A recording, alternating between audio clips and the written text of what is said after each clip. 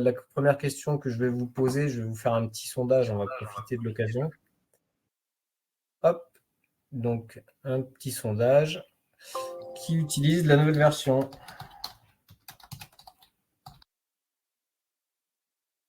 Le BlueMind.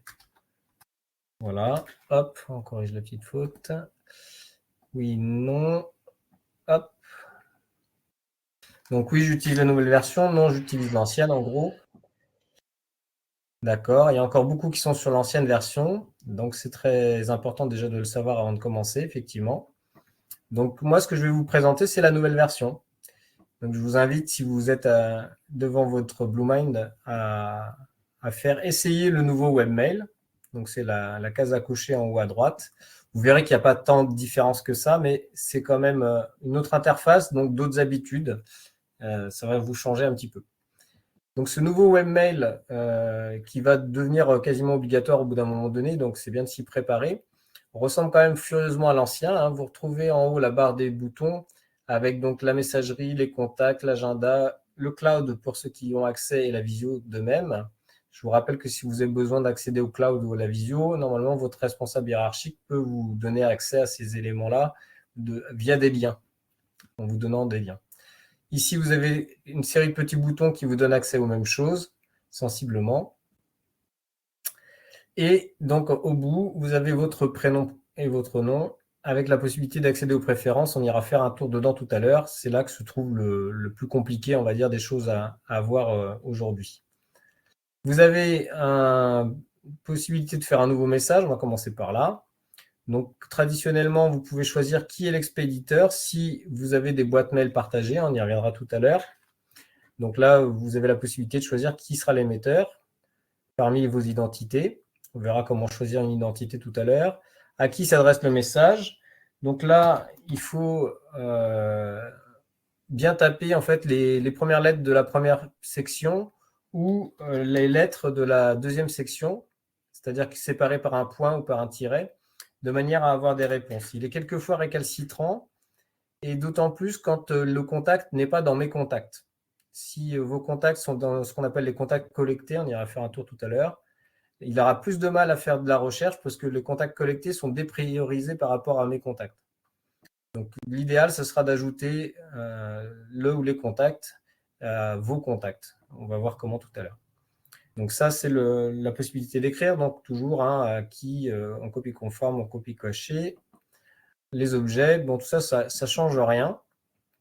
Vous avez la barre d'outils qui se trouve en bas pour ce coup-ci.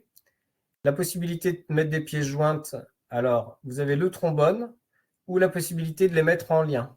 C'est-à-dire que quand vous avez une pièce qui dépasse les 20 mégas, de toute façon, il le fera automatiquement, mais vous avez la possibilité de charger une pièce. Je vais en mettre une légère pour la peine. Hop, voilà. Et elle apparaîtra directement en pièce jointe et en lien dans le mail. Voilà, donc bon, c'est une autre façon de présenter les choses, mais ça permet pour les pièces jointes qui sont très lourdes ou pour les gros fichiers, d'être en lien et non pas en pièces jointes attachées au fichier. Attachées au mail, pardon, autant pour moi. Ça permet d'éviter des envois qui ne passeront pas dans certaines messageries.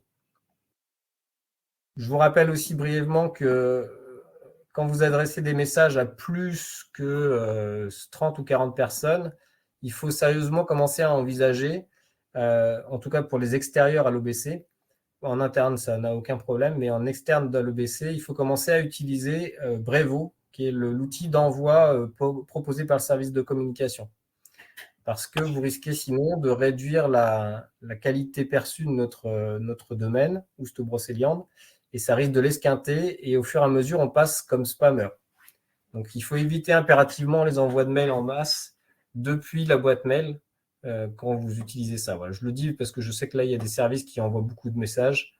Donc, n'hésitez pas à passer, si ce n'est pas déjà le cas, par Brevo. Donc, nouveau message, rien de surprenant, on est vraiment dans quelque chose de connu. Je supprime mon message.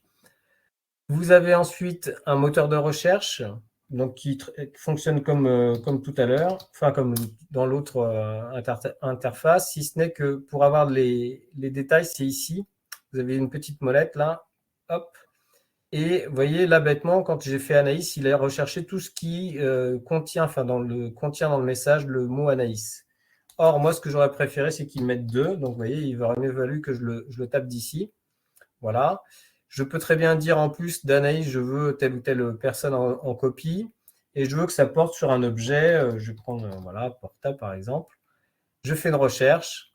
Ah, j'ai rien. Bon, je n'ai pas fait la bonne recherche. Je vais faire juste Anaïs. Voilà, Anaïs. Et donc, du coup, j'ai les messages d'Anaïs qui a changé de nom entre-temps. Anaïs Nautier. Voilà, donc ça, c'est le moteur de recherche. Donc, vous pouvez mettre un expéditeur, un destinataire, avec qui il a été échangé. Vous pouvez dire que vous recherchez uniquement les messages avec des pièces jointes, par exemple, et avec une enclosure de date. On peut dire du 1er janvier au 25 janvier, par exemple. Et ça vous permet de faire une recherche assez fine de messages. Donc, tout ça, c'est avec le moteur de recherche qui se trouve ici. Et la recherche se fait dans tous les dossiers par défaut, mais vous pouvez restreindre uniquement à un dossier. Si vous êtes, par exemple, dans la commission numérique, vous pouvez faire votre recherche uniquement dans commission numérique et c'est sous dossier. Petite Voilà. question, Cédric. Oui. Dans l'ancienne version, quand on voulait, on pouvait faire le choix entre, par exemple, boîte de réception ou message envoyé. Là, il n'y a plus besoin, du coup. On n'est plus obligé de se mettre soit dans boîte de réception, soit dans message envoyé, avec Alors, le si on se met, 2 et A et tout ça. ouais, alors si on se met dans message envoyé, on ne fera la recherche par défaut que dans les messages envoyés. Ce qui peut être pertinent pour éviter d'avoir trop de réponses. Mais si tu veux, tu peux toujours choisir de faire tous les dossiers en même temps. Mais quand tu choisis un dossier dans la colonne de gauche, ça recherchera par défaut dans ce dossier. Ok, ça marche. Voilà. Merci. Non, de rien. En dessous, il y a moyen de faire une recherche de ces dossiers. Donc là, vous avez un moteur de recherche qui vous permet de réduire les dossiers à ceux que vous souhaitez voir apparaître. Voilà, bon, ça c'est un petit outil qui n'est pas très utile. En général, on a tendance à scroller, mais quand on en a plein comme moi, ça commence à devenir intéressant. Dans la colonne de gauche, du coup, vous avez votre boîte de réception avec votre prénom.nom. Ça, c'est votre compte mail avec vos dossiers. Et vous avez juste en dessous les dossiers qui vous ont été partagés avec donc les adresses mail que que vous pouvez utiliser en plus de votre boîte mail de votre compte personnel. Donc là, les dossiers partagés, c'est pareil. Hein, vous pouvez faire une recherche dans un dossier partagé spécifiquement ou, encore une fois, de façon très transversale sur l'ensemble de vos dossiers. Voilà pour cette partie-là. Vous avez la possibilité aussi d'ajouter un nouveau dossier. Donc là, je clique sur les 3 petits points et j'ai la possibilité de créer un sous-dossier directement donc, en dessous de là où je l'ai ajouté. Et j'ai la possibilité de la même manière de le déplacer. Alors, le déplacer, c'est pour le renvoyer par exemple ailleurs et ou de le supprimer, tout simplement, de le renommer aussi, bien sûr. De vider le dossier, faire gaffe. Ça peut être un souci, parce qu'une fois que c'est vidé, je ne pense pas qu'on puisse le récupérer. Donc là, je supprime mon petit dossier, voilà. Donc la gestion des dossiers a été complètement facilitée. Avant, il fallait aller en bas sur la roue crantée avec des ajouts de dossiers qui obligeaient de changer de page 2 fois. Enfin, bon. Là, c'est quand même beaucoup plus simple. Un petit clic sur les 3 boutons, créer un sous-dossier. Voilà. Après le classement des messages, vous aurez peut-être remarqué que certains apparaissent avec un chiffre à gauche. Ça, ce sont les messages qui ont été regroupés par conversation. On verra comment activer la conversation tout à l'heure, ce qui me permet de voir, ici, vous voyez, j'ai tous les messages. Hop, je les affiche et j'ai mes 3 messages qui apparaissent. Je peux cliquer sur l'un d'entre eux pour voir ce qu'il en est. Voilà. Donc ça, c'est les messages groupés. C'est bien pratique, ça s'affiche dans la colonne de droite et en général, on a accès à tout très facilement. Voilà pour le principal, on va dire. Vous retrouvez après vos boutons corbeille marqués comme non lu, ajoutés comme suivi. Enfin, ça, je ne vous remontre pas, ce n'est pas la peine. C'est le même fonctionnement. Les boutons pour répondre à tous ici, transférer. Voilà, ça reste du standard. On va faire un petit tour du côté des contacts. Vous remarquez que je fais clic droit ouvrir avec le nouvel onglet, ce qui me permet de garder ma fenêtre de message toujours active. Comme ça, je n'ai pas à la fermer, je la laisse toujours active et j'irai tout à l'heure dans l'agenda de la même manière. Donc là, la gestion des contacts, vous avez donc des carnets d'adresses qui sont les vôtres, qui sont privés par défaut, mais que vous pouvez vous choisir de partager avec d'autres. Et donc là, dans mes carnets d'adresses, vous avez mes contacts et contacts collectés, ce dont je vous parlais brièvement tout à l'heure. Les contacts collectés, en fait, c'est tous les contacts avec lesquels vous avez eu des échanges. Une fois, 2 fois, peu importe. Mes contacts, ce sont les contacts uniquement que vous avez choisi de rajouter, en fait. Vous avez décidé que cette personne-là devait être déplacée dans mes contacts parce que c'est quelqu'un avec qui j'ai des échanges régulièrement. La différence, c'est que, notamment sur votre téléphone, mais aussi sur votre webmail, eh bien, il trouvera plus facilement l'adresse une fois qu'elle est rentrée dans mes contacts que quand elle est dans les contacts collectés. Il a tendance à la déprécier, à la dévaloriser. Et donc, quand vous faites une recherche, comme tout à l'heure, pour écrire, je vais rajouter par exemple un destinataire. Alors là, je sais pas, voilà, j'ai Antoine Nicole qui vient d'apparaître ici. Voilà, là je l'ai trouvé facilement. Et je peux élargir la recherche aussi, je ne vous ai pas montré tout à l'heure, à toutes les occurrences qui reprennent une identité. Et à tout moment aussi, je ne vous ai pas montré tout à l'heure, j'aurais pu. Il faut que je recommence. Vous pouvez aussi supprimer de la liste des adresses qui apparaissent, des adresses que vous ne voudriez pas voir. Par exemple, si j'avais l'adresse perso d'Alexandra Janin, je ne voudrais pas pouvoir lui écrire dessus, donc je voudrais la supprimer. Je fais clic gauche sur la petite croix et ça vous permet d'enlever l'adresse des destinataires et vous ne la verrez plus apparaître dans les listes. Voilà. Ça vous permettra d'éviter de faire des erreurs d'envoi. Ça peut être pratique. C'était une fonctionnalité qui avait été demandée et qui a été ajoutée. Donc les contacts collectés, donc mes contacts ont une valeur supplémentaire par rapport aux contacts collectés. Et puis vous avez donc des carnets d'adresses. On verra tout à l'heure comment créer un carnet d'adresses. Le sens d'un carnet d'adresses, c'est de dire je vais recenser par exemple les contacts qui m'intéressent au niveau de la presse. Et ce carnet d'adresses-là, je peux choisir de le partager avec mes collègues du service, par exemple. Voilà. Donc ça, c'est une fonction qui vous permet aussi de faire une liste de diffusion que vous allez tenir à jour et que tous vos collègues pourront utiliser. Ou que vous tiendrez à jour avec vos collègues. Ça, c'est un choix aussi dans la gestion du carnet d'adresses. Est-ce que vous le partagez avec le droit de modification ou pas? Et vous avez de la même manière des carnets d'adresses qui vous ont été partagés et auxquels vous pouvez vous abonner. Donc là, il y a l'annuaire par défaut, donc c'est l'annuaire de l'entreprise avec laquelle normalement tout le monde a.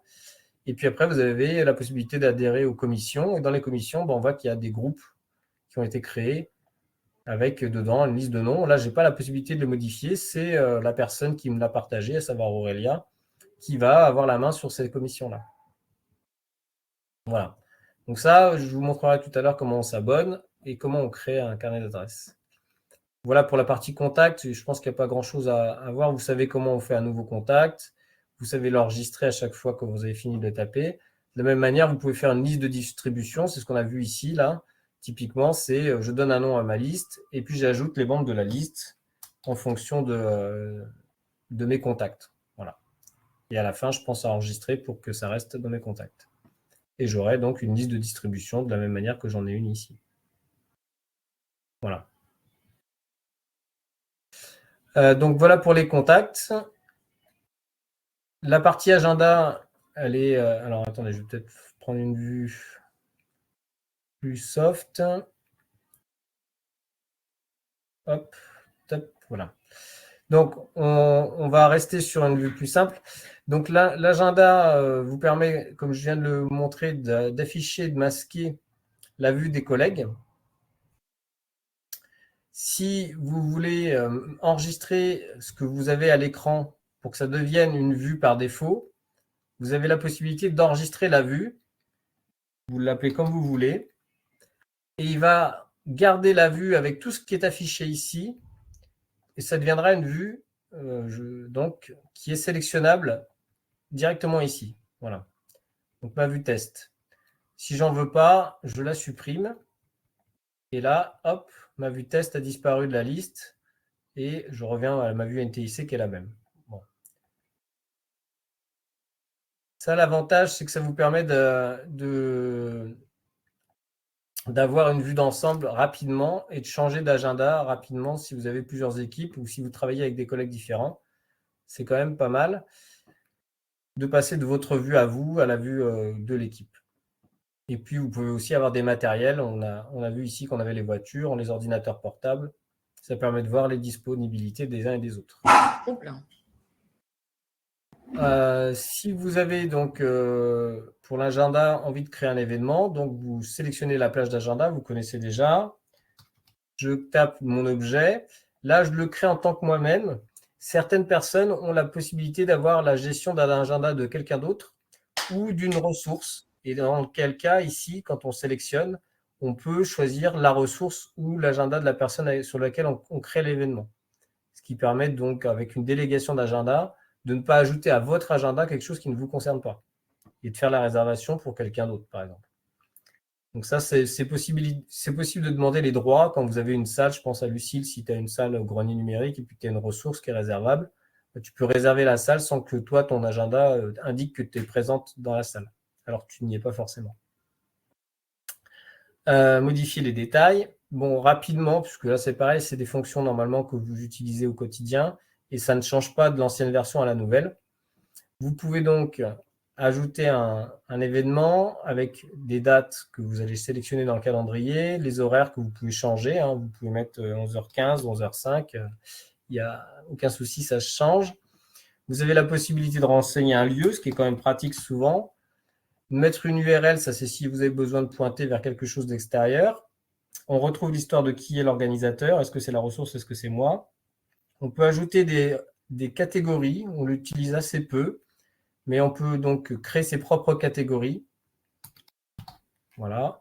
Je crée la catégorie, il me crée une couleur qui va avec, et ça fera une petite marque en bas de mon icône. Je vais mettre une catégorie réunion, par exemple. Ici, je peux mettre la description. Donc là, il ne faut pas hésiter à mettre l'ordre du jour. Hein. C'est pratique, on peut l'utiliser pour ça. Ça peut être bien pratique. Vous avez un rappel dans votre agenda de 15 minutes avant l'événement. Est-ce que vous êtes disponible pendant l'événement ou pas? Ça veut dire, est-ce que je peux avoir un autre rendez-vous en parallèle? Par défaut, je suis occupé quand j'ai un événement, mais je pourrais très bien être disponible. Et auquel cas, si je dis disponible, ça veut dire que je peux encore être invité à un autre événement. Là, de la même manière, je peux aussi choisir si mon événement est privé, auquel cas, on verra l'événement sur l'agenda, mais on ne saura pas ce qu'il y a dedans. On ne saura pas le titre, on ne connaîtra pas la nature de l'événement, mais par contre, on verra l'événement avec le temps qu'il prend. Je peux y ajouter des pièces jointes depuis l'ordinateur. Je peux aller chercher des pièces jointes, ce qui me permet de créer un événement avec, pourquoi pas, l'ordre du jour ou la liste des destinataires, enfin bon, à voir. Et à droite, c'est là que je vais ajouter les gens que je souhaite inviter. Je vais prendre Lucie, par exemple. J'enverrai, si vous voulez, à toutes les personnes qui se trouveront dans la liste que j'ai faite et vous avez pu répondre dans votre messagerie. Oui, je serai présent. Non, je ne serai pas présent, peut-être. Donc ça, c'est quand même pratique de généraliser cet usage-là parce que ça permet quand même d'avoir une lisibilité pour l'organisateur de qui vient, qui ne vient pas. Jusque-là, tout va bien? Ça va? Ouais? Il n'y a pas de questions? Alors, donc on crée l'événement. On peut aussi lui mettre une récurrence, lui dire par exemple toutes les semaines, tous les mois, le premier jour du mois, le X jour du mois. Voilà, on fera cet événement de récurrence. Donc là, quand je lui dis tous les mois le 1 jour du mois, c'est le jour en question.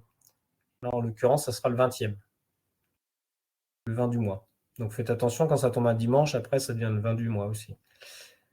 Donc, dernière possibilité aussi, c'est de faire de la recherche de disponibilité. Là, je vois que Lucille n'est pas dispo avant demain 10h.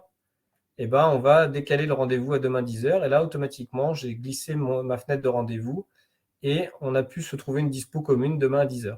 Et si on est 10, eh ben, on a le même outil et ça sert quand même à y voir un peu plus clair sur les dispos des uns et des autres. On ne s'en sert pas souvent, mais ça peut être pratique quand même de l'utiliser. Voilà pour l'agenda. J'envoie l'invitation. Est-ce que déjà, là, il y a des petites questions ou pas? Non. Je pense pas. Hein. C'est des usages que vous connaissez un peu. Ouais. Ok. Donc, on va revenir dans les préférences maintenant. Du coup, dans les préférences... Ah oui, j'ai oublié de vous montrer dans l'agenda. Oui, je suis ballot. Il me semblait l'avoir créé pourtant, l'événement. Bon, j'ai oublié de vous montrer, mais c'est tout bête. Donc, l'ajout de la visioconférence. Vous avez la possibilité d'ajouter une visioconférence à l'événement. Il suffira de cliquer sur le lien comme vous l'avez fait pour le rejoindre. Et vous pouvez copier avec les deux petites feuilles qui se trouvent à côté, de manière à pouvoir l'envoyer par mail si vous avez besoin d'inviter quelqu'un d'autre en plus pour l'événement. Voilà. J'en profite parce que sinon, c'est le truc qu'on oublie. Alors, les préférences. On va les prendre bêtement dans l'ordre dans lesquels elles se présentent.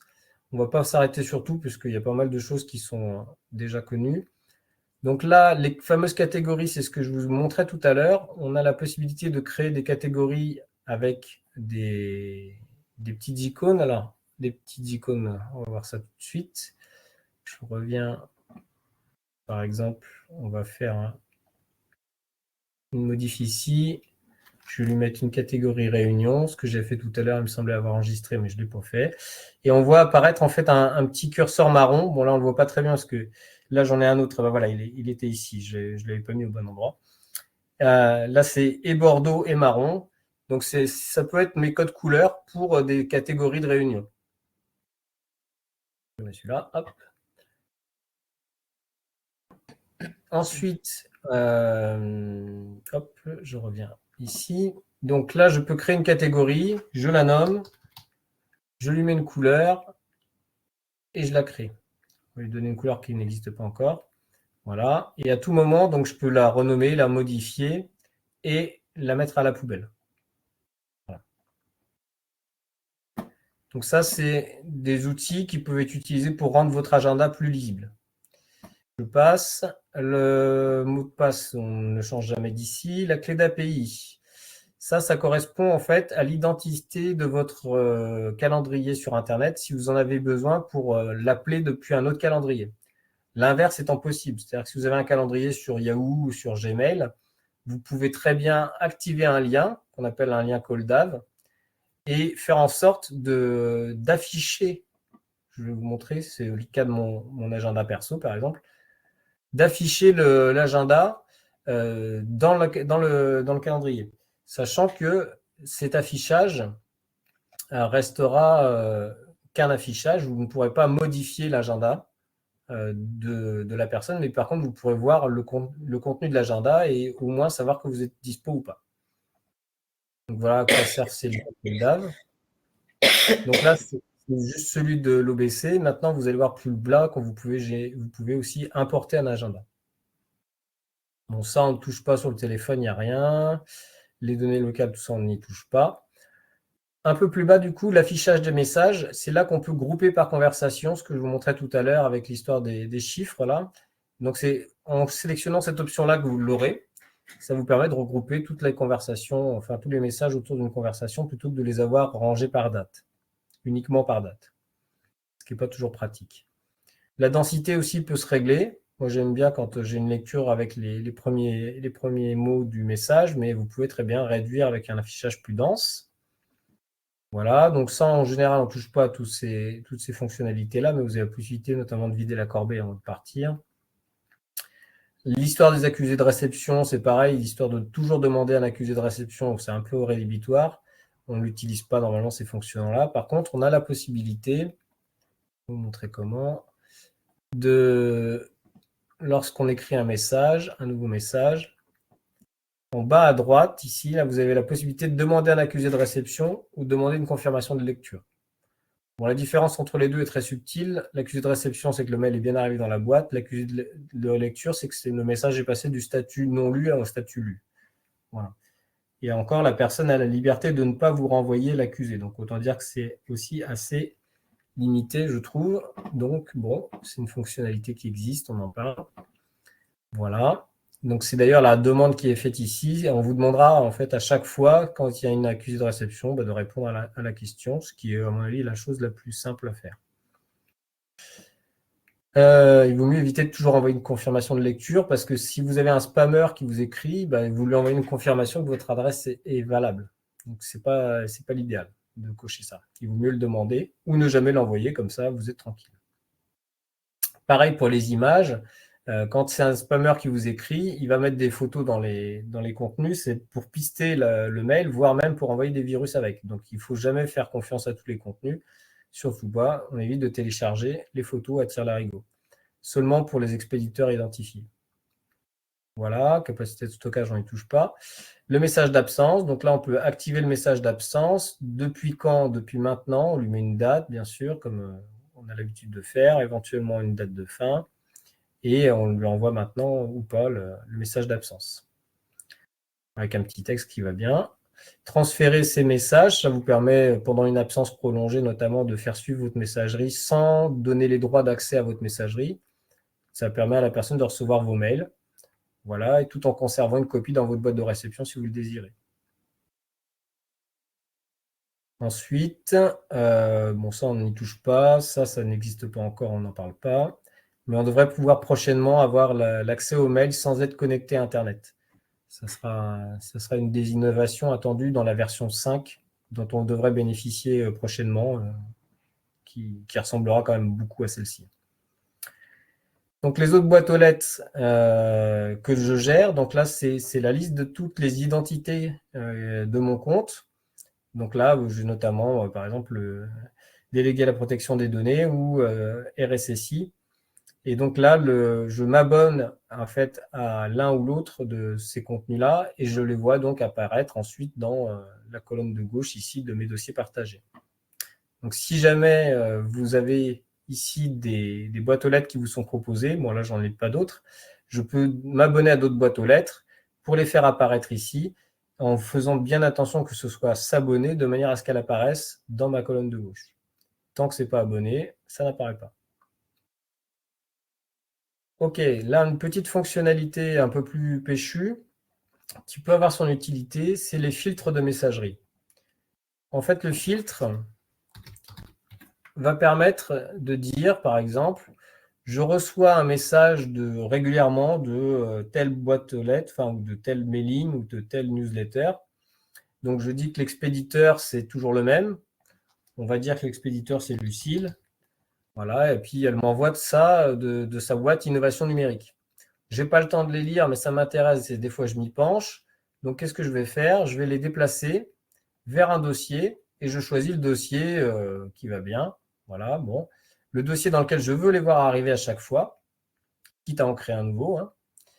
Et donc, ce qui va se passer, c'est qu'à chaque fois, quand j'aurai créé la règle, à chaque fois que l'expéditeur Intel m'adresse un courriel, le courriel est déplacé dans la boîte, dans le dossier en question, et c'est fini. Je peux très bien faire d'autres actions. Hein. Je peux très bien dire l'objet contient tel mot-clé ou tel truc.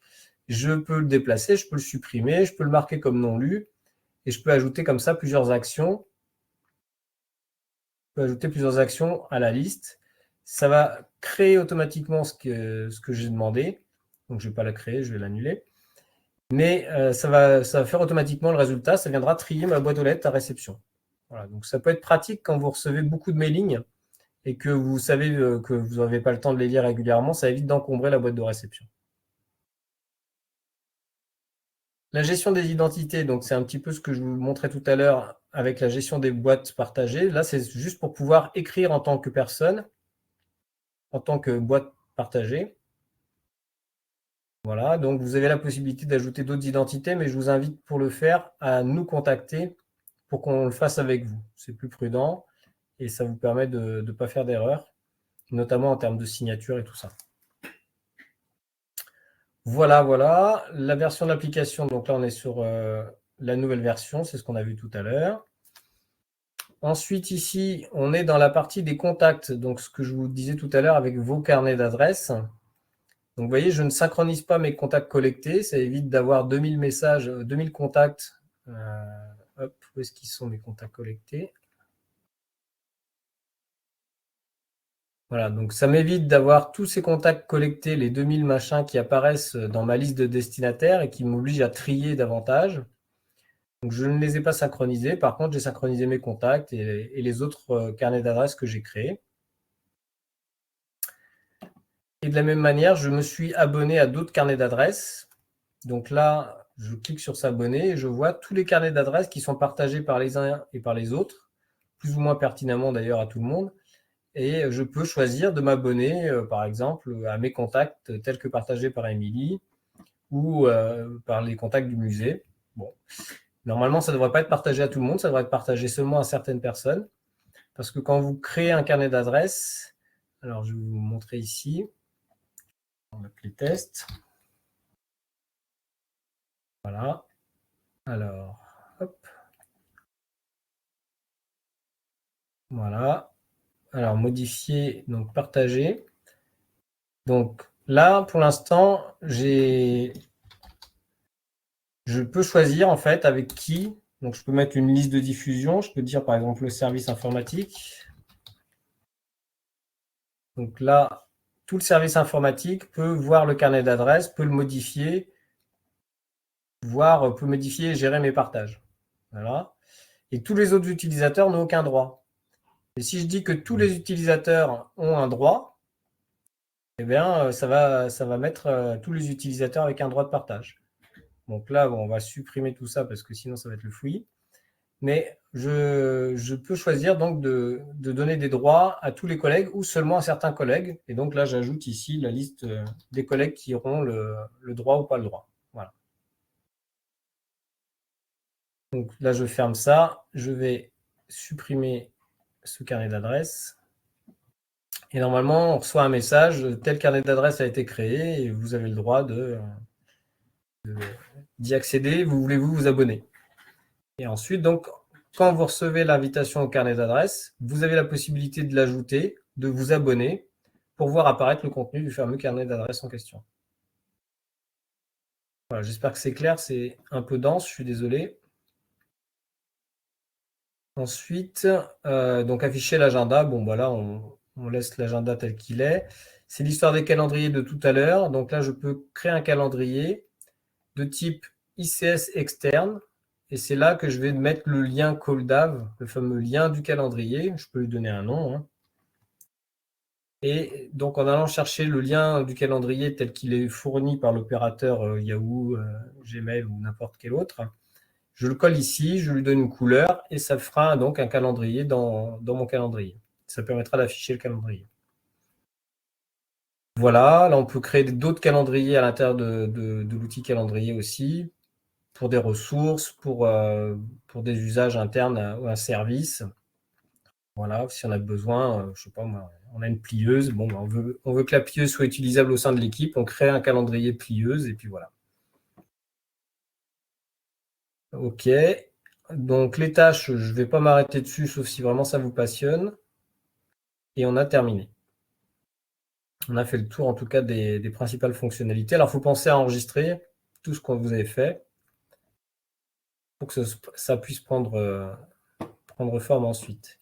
Est-ce que vous avez des questions à l'issue de ces 30-40 minutes là? Moi, ça m'intéresse les tâches. Ça t'intéresse les tâches? Bon, on va aller voir les tâches alors.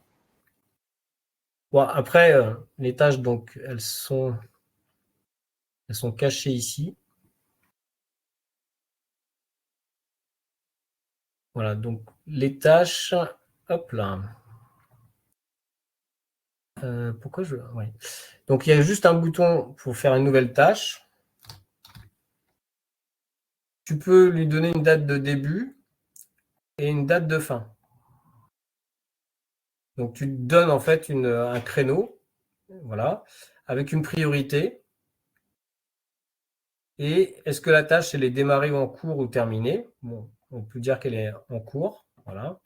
Tu peux lui qualifier de son degré d'avancement. C'est une sorte de Gantt, en fait. Hein.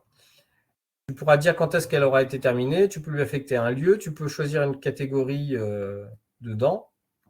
Et, par exemple, finaliser toutes les réunions Big Blue Button. Voilà. Toutes les réunions Blue Mind, pardon. Donc, j'enregistre cette tâche. Et est-ce qu'on peut la créer directement depuis l'agenda ou pas? Alors, je crois pas. Attends, bonne question. Je sais qu'ici, voilà, à droite, j'ai les tâches que je dois conduire, justement, qui apparaissent à droite.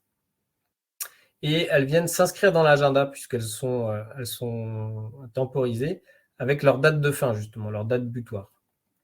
Là, tu vois, j'avais tous les webinaires à finir pour aujourd'hui. Et donc là, si je vais dans les détails, là, j'ai noté que 10%, mais je ne peux pas modifier depuis l'agenda. Il faut que je retourne dans mes tâches qui n'apparaissent même pas dans les boutons, et que je retourne sur le webinaire pour lui dire, voilà, l'état est terminé, accomplissement 100%, je peux l'enregistrer, et normalement, il devrait me mettre dans l'agenda que c'est terminé. Voilà, là, il me l'a rayé pour me dire la tâche a été faite. Alors, les seuls modifications... Non, moi, je ne vois pas l'usage au quotidien, c'est trop lourd, en fait.